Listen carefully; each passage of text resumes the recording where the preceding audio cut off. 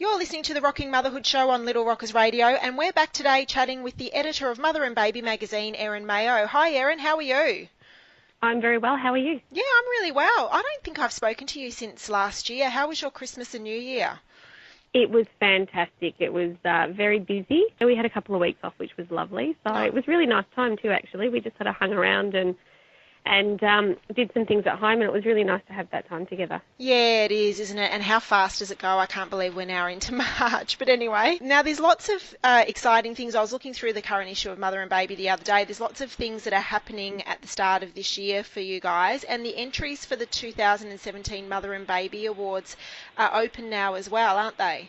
Yeah, they are. So this is our 6th year of doing the Mother and Baby Awards, and it's basically everything you need to know for setting up for baby and beyond. So what we're doing at the moment is we're calling out to our retailers and producers and things like that to enter in their products, but we're also looking for mum testers as well. So if you'd like to get involved and maybe test out some nappies or baby wash or a bunch of other categories, jump online on motherandbaby.com.au and enter to become one of our mum testers. Ah, beautiful. Gee, I love the sound of that. I'll pop the links up on our website for that as well. So if anyone's listening and they are interested in being a mum tester, just follow the links and you can register. Now, in the current issue, there's a great article on positive parenting, and positive parenting is a real buzzword at the moment. Besides just thinking positively, what exactly is positive parenting? Yeah, look, it's not a new concept, to be honest with you. It's something that goes back to the early 1900s, but it seems to have gotten a new wave of popularity again, and we all want to be positive parents, let's face it, but there's really a structured way in this, how this happens. So what it is basically when you respond to your your children, they should be responded in a way that's kind and firm and that's respectful and encouraging, helps them feel a sense of belonging and being significant, and is effective in the long term as well. So while we might do some punishment that, sit in the corner for 5 minutes, that kind of thing, that's not really effective in the long term. And it's also got to teach really good social life skills such as respect, concern for others, problem solving, contribution and cooperation. So it's really about helping little ones adapt to the world around them and teaching them that way.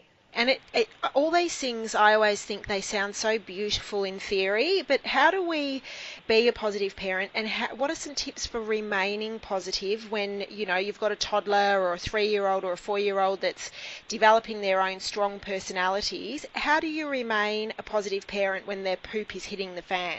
Yeah, that's the really tricky bit, isn't it? And that's so much about parenting, is really controlling ourselves as opposed to controlling our little ones. So it's really just about encouraging their ways of finding behaviour that's constructive. So if your little one's about to have a meltdown and you can see it all happening, there's a few skills that you can do. So you can distract your kids.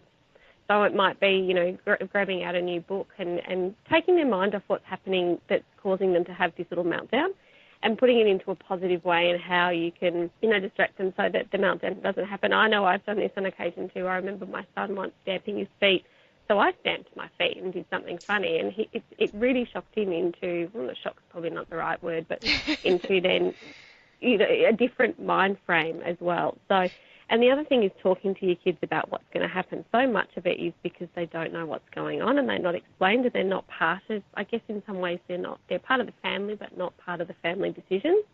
So talking to them about what's going to help and helping them feel a lot more in control. So it's really about changing the way we go about doing things, because if you hit out and you yell and scream and lash out, which we all do, we all yell and scream and everything as much as we try not to, our kids really go into self-defense mode. So, and they don't think properly, whereas if we sit down and calmly explain to them what's going on, it's a much better and calmer parenting model. Yeah, and it always surprises me how much children from a young age do actually take or can take on board when you're talking to them from such a young age. They do actually take a lot in, don't they? Yeah, exactly. And I just even the other day, so, this is the kind of modelling, I guess, that's used at daycare centres and things. And I picked my son up the other day, and the daycare worker said to me, it was really great. We heard Ethan, my son, he's 4, talking about what respect means today. And they were talking in the playground about what it means. And it was really lovely to hear that kind of learning that was going on. So it's great to include that in the home as well. Now, the current issue, I was also having a read through about getting your mama mojo back, which I'm trying to do at the moment. I'm out walking the dog every morning, just trying to find a little bit of my mama mojo. What are some of the tips and ways that mums can get their mama mojo back? Yeah, look, it's one of those things, isn't it, that once we become parents, we kind of forget about ourselves a little bit. So it's more about focusing back on you and remembering who you were before you became a mum, because that's not what we're mums, but we're not just mums.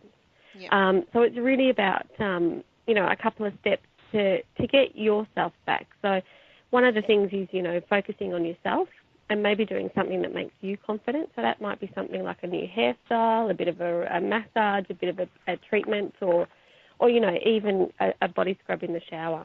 Something that makes you feel good about yourself. So that's one of the ways. Another way is getting out there and being social. It's really easy to be isolated and stuck at home when you're a mum. Even when you're not working, you sort of think you have all this wonderful free time, but you don't really. So it's really about making sure you get out there and see your friends. And it could even be your mums group, which are really, really important for mums, particularly first-time mums.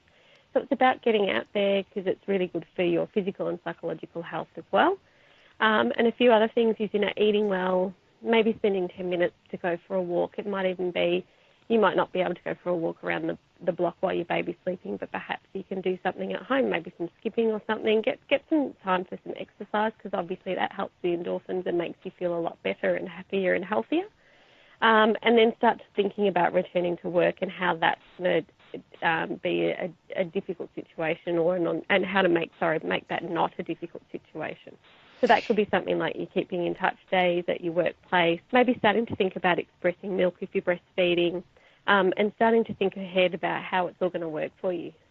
Yeah, and it's a big step for a lot of mums, isn't it? I worked from when my children were about 6 months old. I went back to work, and all the people in the office thought it was crazy because they found work so stressful, and I just loved coming in for my few hours a week. It was like a holiday, a nice break.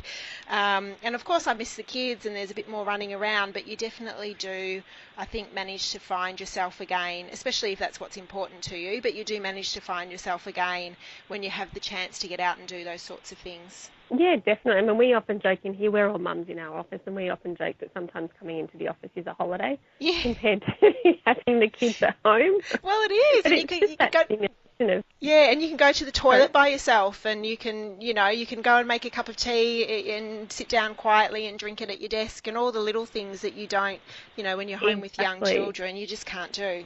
And not have to stuff that chocky bicky in your mouth all at once in case they hear what you're eating.